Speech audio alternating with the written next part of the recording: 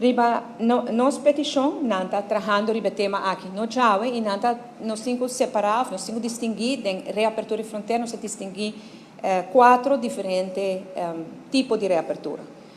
Para mim, dois tem a ver com o tráfego marítimo e outro dois tem a ver com o tráfego aéreo. Para o que é tráfego marítimo, para mim, coisa que nós estamos pensando riba que está abrir a ruta de WAF de Venezuela para Aruba, para assim por transportar fruta, verdura e certo material. Não. Depois, seguinte step está para Javier também para iate privado, agora que não está possível. E agora é parte de aéreo e agora nós estamos falando de abertura de nos aeroporto principal, que está Reina Beatrix, para vuelo na Aruba, Venezuela, Venezuela, Aruba, e outra parte depois também para Javier, para jet privado também.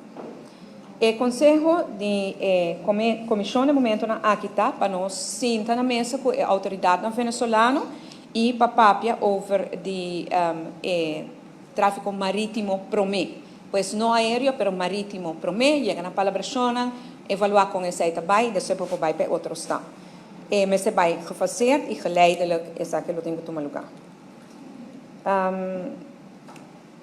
Também nada dona nós mais detalhes com nós não tem que pagar essa aqui, mas nós estamos trabalhando na parte marítimo. Aqui na palavra Wasstraat também dilante.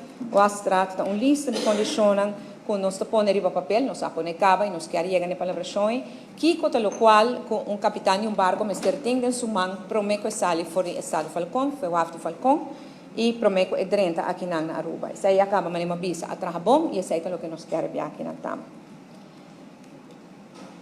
O conselho para manter a fronteira será para máximo 3 lunas ainda, tá? Principalmente para sobre que nós estamos na mesa, nós vai na mesa e chega na palavra chona.